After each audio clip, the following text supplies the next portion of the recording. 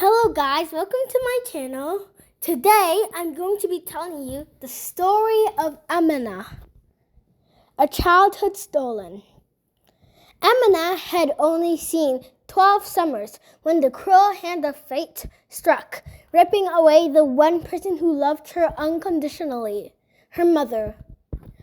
They had lived in a modest home in Alexandria, Egypt, where the scent of the sea mixed with aromas of home-cooked meals and her mother lovingly prepared. Their small but warm apartment in Al-Mandara had been a sanctuary filled with laughter and comforting hum of bedtime stories. But that life was gone now. Her mother had been ill for weeks, her once warm hands turning cold, her voice growing weaker each passing day. The doctors had spoken in hushed tones, and Amina clung to her mother's frail fingers, begging her to stay. But death does not bargain. On a gray morning, before the call to prayer echoed through the city, Amina's mother took her last breath. Her father, a fisherman named Karim, was inconsolable, but instead of challenging his grief into caring for Amina, he withdrew. Within months, he remarried his new wife, Farida, a woman with a beauty that masked a heart of stone. She arrived with her 2 children, and overnight, Amina became a stranger in her own home. Farida made it clear Amina was an outsider, the girl who reminded her husband of his past. She was given the smallest room in the house, barely big enough for her to stretch her legs. Chores became her new reality, while her step-siblings lounged in the shade during the sweltering afternoons. Amina scrubbed the floors, cooked meals, and ran errands. "Your mother spoiled you too much," Farida would sneer. "It is time you learned your place." Her father, once her protector, had become distant. Whenever Amina tried to speak, Farida would interrupt. "She exaggerates," she would say, waving a dismissive hand, and her father would sigh, nodding as if exhausted by Amina's betrayed by blood. The abuse grew unbearable. Amina, now 14, barely recognized herself. She was malnourished, her hands rough from endless chores. School, once her sanctuary, became a distant dream. Farida insisted she stay home to help with the house. One evening, after a particular brutal beating, Farida announced, "Your father and I have decided you will go live with your aunt in Cairo." Amina's heart leaped with hope.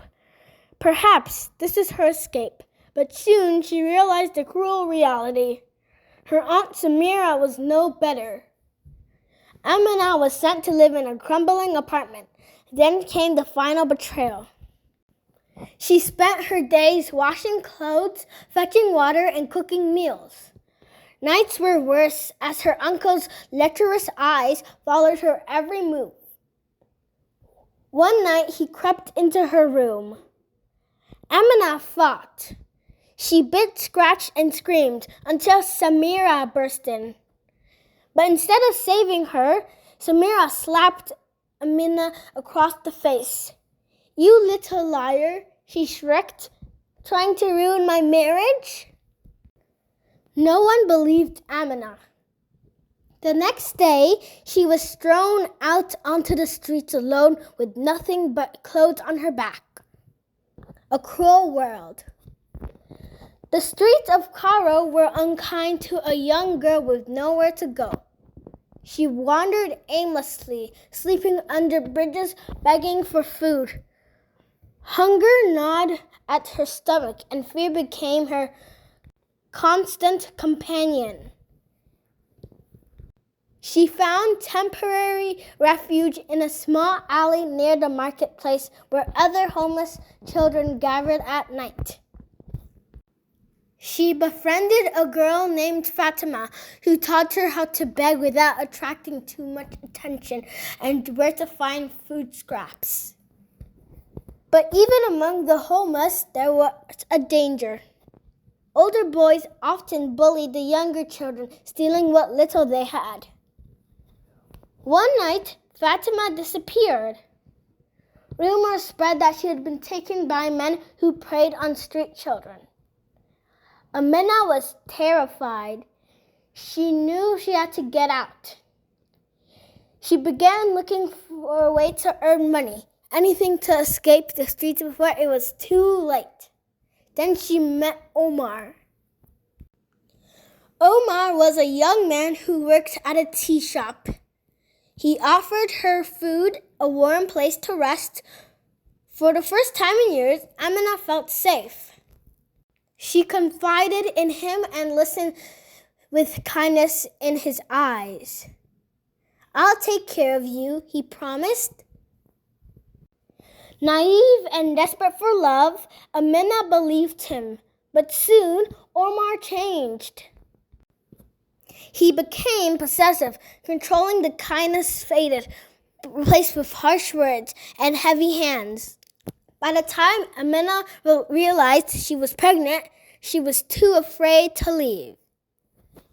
She gave birth to a beautiful baby boy, Malik. He became her reason to survive, but life as an unmarried mother in Egypt was cruel. People whispered, judged. Employers turned her away. She worked any job she could find, cleaning homes, selling cheap jewelry at the markets, washing dishes at restaurants. Then the sickness came. She had been feeling weak for months, dizzy, feverish. One day she collapsed in the marketplace. A kind stranger rushed her to the hospital. The diagnosis shattered her world. She had contracted a deadly disease, most likely from the abuse she endured. For days, she lay in the hospital, staring at the ceiling, wondering if this was the end. But then she looked at Malik. His tiny fingers curled around hers. She couldn't give up. A ray of hope. While in the hospital, Amina met Sophia, a woman who ran a small business helping unprivileged women. Sophia saw something in Amina, a fire, a resilience. She offered her a job. At first, Amina hesitated. She had been let down too many times. But Sophia was different. She taught Amina everything, how to sew, how to budget, how to dream again. Years passed, and Amina worked tirelessly. She saved every coin, learned every skill. With Sophia's mentorship, she started her own small business, designing clothes. What began as a tiny shop in Alexandria soon flourished into a well-known brand. Wealth followed, but more importantly, so did purpose. Amina's business thrived, and with success came a renewed sense of purpose. She never forgot the nights she spent crying herself to sleep or the humiliation of being turned away when she sought help. She vowed that no child or struggling mother would ever feel the loneliness she had endured. With her growing wealth, she started the Malik Foundation, named after her son. The foundation's mission was simple: to provide shelter, education, and vocational training to orphans and abused women. Amina personally visited impoverished communities in Alexandria, meeting women and children who had suffered as she once had. One of the first children she rescued was Layla, a 10-year-old girl who had been abandoned by her relatives and left to roam the streets. When Amina found her, Layla was malnourished, and traumatized. She reminded Amina of herself at that age. She took Layla in ensuring she had a safe home, food, and education. Layla, in turn, flourished and eventually became one of the foundation's leading social workers, dedicating her life to saving others. Amina's reputation as a philanthropist grew, and soon influential figures took notice. She received invitations to speak at women's empowerment conferences, where she shared her story of resilience. She met policymakers, urging them to implement child protection laws and always prioritizing those who needed help. Running a foundation wasn't easy. Amina faced challenges from corrupt officials who demanded bribes, as well as businesswomen who tried to undermine her work. But she refused to back down. One evening, she received a call about a young boy named Tarek, who had lost his family in a fire. He was deeply withdrawn, refusing to speak to anyone. Amina personally visited him at the hospital, spending hours just sitting beside his bed. She told him stories of her own childhood, how she had also felt alone and hopeless. Slowly, Tariq opened up. With time, love, and guidance, he healed. Years later, he would become an advocate for children's rights, helping Amina expand the Malik Foundation. Despite her success, Amina was not immune to heartbreak. Her mentor, Sophia, passed away after battling a long illness. Losing Sophia felt like losing a mother all over again. For days, Amina could barely function, but she reminded herself of Sophia's words, "Lift others as you rise." To honor Sophia, she expanded the foundation's vocational training programs, ensuring that hundreds of women had access to education and financial independence. Meanwhile, Malik, now a teenager, had grown into a compassionate young man. He often accompanied his mother to the foundation, interacting with the children and helping distribute food. He had inherited his mother's strength and kindness, and Amina couldn't have been prouder. As the Malik Foundation expanded, Amina faced opposition from individuals who sought to exploit the vulnerable. On one occasion, she was threatened by a group who wanted to take over the foundation's resources. She stood her ground, exposing their corruption through legal channels and media campaigns. The battle was exhausting, but she won, reinforcing her commitment to never letting greed tarnish her mission. Despite external challenges, the foundation achieved milestones that exceeded Amina's dreams. A state-of-the-art shelter was built, complete with counseling centers, schools, and training workshops. Orphans were no longer just given a place to stay, they were given hope for a future. One of the most touching moments in Amina's journey was seeing Layla graduate from university. The girl who had once been homeless now had a degree in social work, ready to give it back.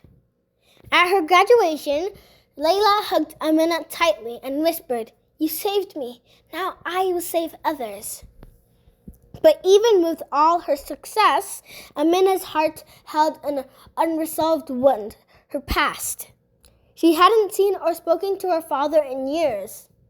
He had never reached out, and she had convinced herself she had moved on. That was until she received a letter. The letter was from her father. He was gravely ill and wanted to see her. Amina debated whether she should go. The man who had abandoned her, who had chosen her, a cruel woman, over his own daughter, now wanted forgiveness. Malik, wise beyond his years, told her, "You always taught me that forgiveness is strength. Maybe this is your chance to be free." Taking a deep breath, Amina visited the small, deteriorating house where her father now lived. When she saw him, she barely recognized him, the man who had once loomed over her. He was frail, with sunken eyes and a feeble voice. "Amina," he whispered, his voice cracked with age and regret. "I am so sorry." Tears welled in her eyes. For years, she had imagined this moment, but she had envisioned herself screaming at him, demanding why he let her suffer. But standing here, all she felt was pity.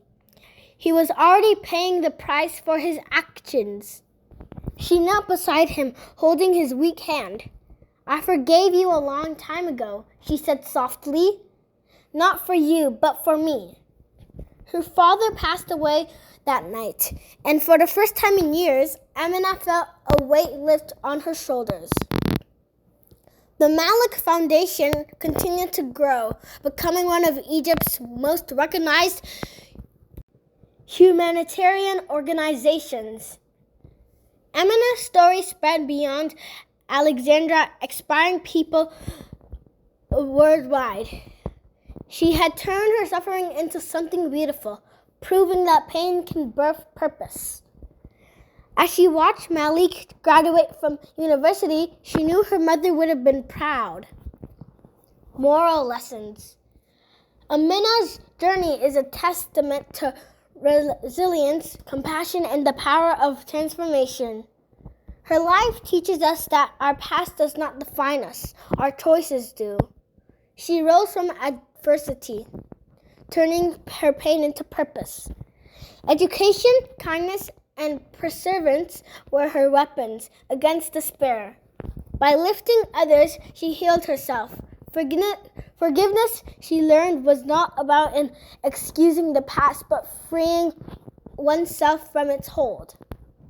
True success, Amina realized, was not in wealth, but in the lives she touched and the hope she ignited in the others. The end. I hope you enjoyed the story.